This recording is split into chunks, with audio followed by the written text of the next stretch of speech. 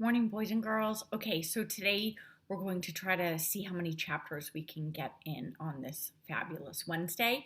Lemonade Crime, chapter 6 is called Impartial. Impartial is an adjective, treating everyone the same, not taking sides in an argument, fair and just. At recess, Jessie didn't waste any time. Evan watched as she pulled index cards one by one out of a big envelope. All the fourth graders crowded around her. "You're the plaintiff," she said to Evan and handed him a green index card that said plaintiff on it. "That means you're the victim of the crime." Evan studied the card, then stuck it in his back pocket. A kid's court sounded like a crazy idea to him, a crazy Jessie idea. But he was used to those, and this one might get him a new Xbox 2020, not to mention the satisfaction of proving Scott's guilt in front of everybody. For that, he was willing to give it a try. "I'm Evan's lawyer," said Jessie, and she gave herself a purple index card that said lawyer for the plaintiff. Then she turned to Scott. "You're the defendant, which means you're the one who's on trial." She gave him a yellow index card that said defendant on it. Then she started to hand out 5 orange index cards. "Hey!" shouted Scott. "Don't I get a lawyer?" "Hold on. You'll get one in a minute," said Jessie sharply. She continued handing out cards. "I want Ryan," said Scott. "Sorry," said Ryan, holding up an orange card. "I'm a witness." "Then I want Paul." "He's a witness too," said Jessie, handing Paul the last orange card. "Everyone who was at Jack's house on the day of the crime is a witness." "Well then, who's going to be my lawyer?" asked Scott, scrumping his defendant card. Jessie ignored his question. She held up a purple card. "Megan, you're on the jury," she said. Evan's heart jumped. There was one vote he could count on. "Where's the trial?" said Megan. "When's the trial, excuse me?" said Megan. "After school," said Jessie, "on Friday." Megan shook her head. "I think we're going away this weekend." "You can't miss the trial," said Jessie. Evan wanted to shout the same thing, but he kept his mouth shut. "I'll talk to my mom," said Megan. "Maybe we can leave later, but you'd better give this card to someone else." She handed the purple card back to Jessie. "Oh, all right," said Jessie, sounding disappointed. "Take one of these." She handed Megan a white card that said audience on it. It only took Jessie another minute to hand out the 12 jury cards and the rest of the audience cards. All the audience members were girls because all the witnesses were boys, and the jury, as Jessie explained to everyone, had to be 50-50, meaning split down the middle. Evan looked around. It was weird the way all the kids were going along with Jessie's idea. Didn't they know this was all fake? How did Jessie know all this legal stuff? How did she always know things he didn't? Jessie rounded up the 6 girls who held white audience cards. Then she turned to Scott. "You can pick anybody from the audience to be your lawyer.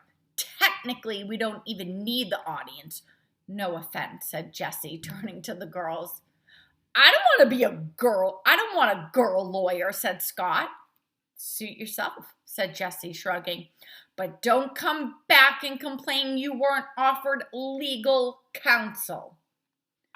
"A bunch of girls," said Scott. "Some offer. I'll be my own lawyer. I'll defend myself." He turned to Jessie. "And I'll beat you at it too," he said.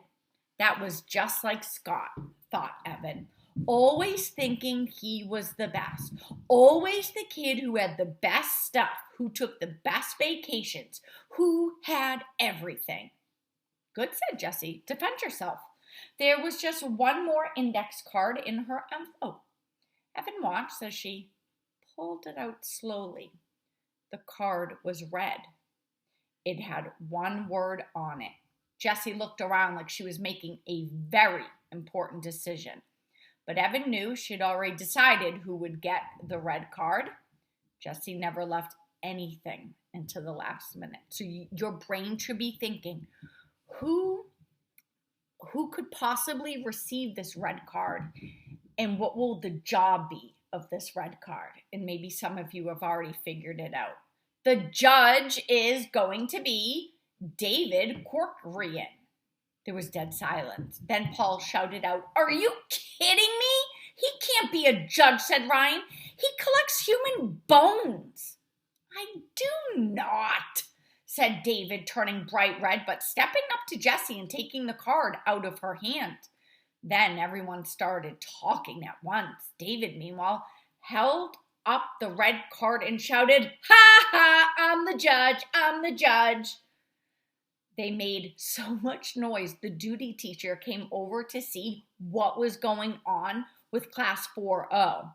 That quieted everyone down. Nobody wanted the duty teacher getting involved. One of the unspoken rules on the playground was never tell the duty teacher what's really going on.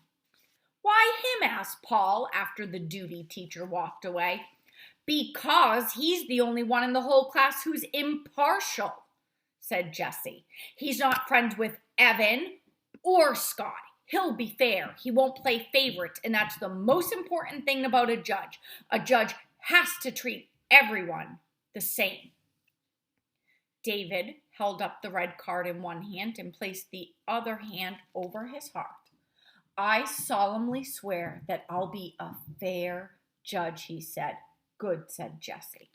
But Evan couldn't believe it. Who was going to listen to a kid like David Corcoran? For Evan, the day went downhill from there. All afternoon in class, they worked on things that Evan hated. Math fact drills, spelling rules, and writer's workshop. Then Mrs. Overton discovered that one of the jump ropes was missing from the 4O milk crate, and that was Evan's fault because he was the equipment manager. But the thing that really slam dunked the day right into the garbage can, the thing that changed it from a crummy day into absolutely one of the top 10 worst days of his life, happened after school. Evan was strapping on his bike helmet when Adam walked up to him at the rack, meaning bike rack, and pulled out his bike. "You want to come over?" asked Evan. "Can't," said Adam. "I promised my mom I'd help her get the house ready for Yom Kippur." "Is that today?" asked Evan, clicking the buckle under his chin. "It's church Friday night, but my mom wants me to clean up my room today and do some other stuff too." Evan knew that Yom Kippur is a holiday where the grown-ups don't eat all day. It was supposed to help them think about their sins, but Evan couldn't figure that out. When he was hungry, he couldn't think about anything except what he was going to eat next. "You want to come to the breakfast party?" asked Adam. The Goldbergs always ate a big meal at sunset when the holiday fast was over. "Sure," said Evan. So if you've never heard of Yom Kippur, it's a Jewish holiday. He's been to lots of Friday night dinners at Adam's and Paul's houses. He liked the candles and even the prayers. He didn't understand, but mostly he liked the food: challah bread, roasted chicken, and applesauce cake. "Are you going to go the whole day without eating this year?" asked Evan. Last year, Adam had bragged that he was going to fast next year for Yom Kippur. Adam shrugged. "I might try." Then he looked down at his bike and bounced the front wheel a couple of times on the hard blacktop. "Look, there's something I've been meaning to say to you. You remember how over the summer Paul and Kevin and me, we ditched you in the woods that time?" "Yeah," said Evan, wondering why Adam was bringing up something that had happened months ago. Evan had been really mad back then, but now it was over. "Well, I'm really sorry, and I hope you'll forgive me." Evan looked confused. Adam shrugged. "Dude, It's Yom Kippur, the Day of Atonement. You have to go around and ask people to forgive your sins. Sins are wrongdoings, okay? Evan laughed. You're such an idiot. He shoved Adam. Adam grinned, faked like he was going to throw a punch, but then got on his bike and rode away. Evan was just about to push off on his bike when he saw Ryan and Paul walking together toward the path. He rode across the blacktop and crossed in front of them right before they came to the fence. Before Evan could say anything, Paul slung his arm around him, nearly knocking him off his bike. Hey, Evan, I totally owe you one.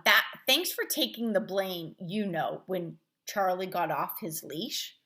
Yeah, sure, no big deal, said Evan, shrugging. Evan and Paul did that all the time for each other, swapping the blame so that they wouldn't get in trouble with their own parents. Parents always went way easier on other people's kids than they did on their own. That's the truth. You want to come over? Evan said to Paul and Ryan, balancing on his bike without pedaling forward. Paul shook his head. No, we're going to Scott's. Evan slammed his feet to the ground and stared at the two of them. He said we could try out the 2020, said Ryan. It's supposed to be awesome. You should come too. Evan felt like he'd been sucker punched. No way, he shouted. He stared at Paul and then Ryan with an expression that said traitor, but neither one of them said anything in return. Finally, Evan said quietly, I can't believe you're going over to his house. Paul shrugged. He didn't do anything to us. Some friends you are, said Evan. Come on, Evan, said Paul. You don't even know for sure that he took the money. I know, said Evan. You should come, said Ryan. Everyone's going over there after school. A picture came into Evan's mind of the whole fourth grade class marching over to Scott's house, all his friends, and where would he be? He'd be at home with his little sister. Who, he asked. Everyone who? All the guys, said Paul. Me and Ryan and Jack and Kevin, all the guys. Not Adam, said Evan, thinking to himself that at least he had one friend who was loyal. Well, he's going to help his mom with some stuff, said Ryan, but then he's coming over after that, like in an hour. Evan shook his head in disbelief. His best friend, stabbing him in the back. He yanked his handlebars away from Paul and Ryan and rode off without saying a word.